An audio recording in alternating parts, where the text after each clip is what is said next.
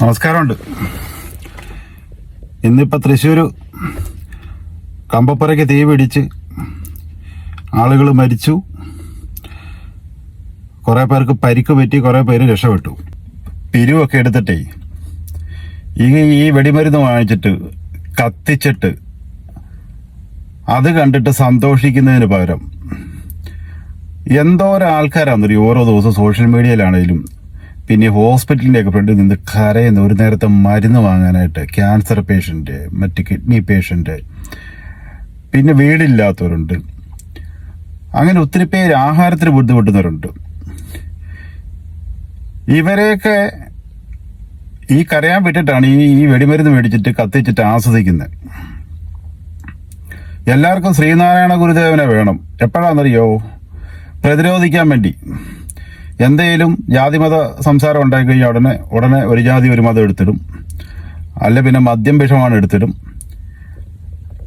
ഇങ്ങനെയൊക്കെ ഉള്ള കാര്യത്തിന് മാത്രം ശ്രീനാരായണ ഗുരുദേവൻ ഇത് നേരത്തെ കണ്ടിട്ട് പറഞ്ഞാണ് ഈ കരിമരുന്നും ഒന്നും പാടില്ല എന്നുള്ളത്. ചില സ്ഥലങ്ങളിൽ കൊല്ലം, തൃശ്ശൂർ, പാലക്കാട് ഈ അങ്ങോട്ടൊക്കെ പോയി കഴിഞ്ഞാൽ ഇവർക്ക് ഈ വെടിമരുന്നും പടക്കവും ഈ ആനയില്ലാതെ ഒരു ഉത്സവമില്ല. ഈ ഏത് ദൈവമാണോ ഇത് പറഞ്ഞേക്കുന്നത് എനിക്കറിയത്തില്ല. ഈ കരിമരുന്ന് വാരിയിട്ട് കത്തിക്കണമെന്നൊക്കെ പറഞ്ഞേക്കുന്നത് ഏത് ദൈവം എനിക്കറിയത്തില്ലേ.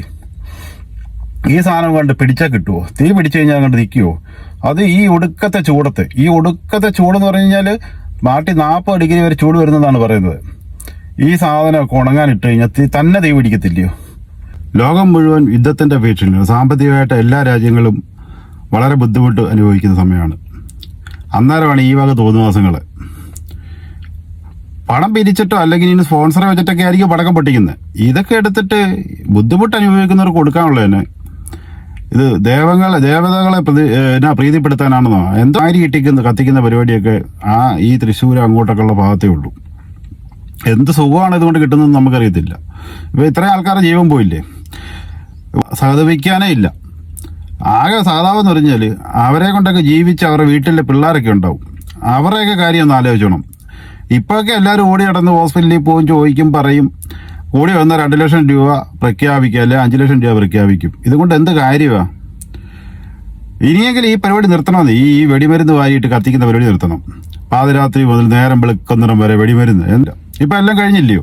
മറ്റുള്ളവരെ കൊണ്ട് പറയിപ്പിക്കാനായിട്ട് കുറെ ക്ഷേത്ര കമ്മിറ്റിക്കാരുമുണ്ട്, കുറെ ദേവസ്വംകാരുമുണ്ട്. ഇതൊക്കെയാണോ ജനങ്ങളെ നന്നാക്കാനായിട്ട് ചെയ്യുന്നത്? ഇതുകൊണ്ടൊന്നും തീരത്തുമില്ല. ഇനി അടുത്ത വർഷം വേറെ ടീമിനെ ഏൽപ്പിക്കും. കുറേ നാളൊക്കെ അവരും സൂക്ഷിച്ചും കണ്ടുമൊക്കെ ചെയ്യും. പിന്നെ ഇതുപോലെ പറ്റും. അവരെയും കുറ്റം പറഞ്ഞിട്ട് ഈ ചൂടത്തൊക്കെ ഈ സാധനം ഇട്ട് ഉണങ്ങുമ്പോൾ തീ പിടിക്കുന്നേ. ചെറിയ ചൂടുമല്ലോ ആണോ? മനുഷ്യൻ വെളിയിട്ടിറങ്ങിയാൽ പൊള്ളുക. അതിൻ്റെ കൂട്ടത്തില്ല ഈ പരിപാടി.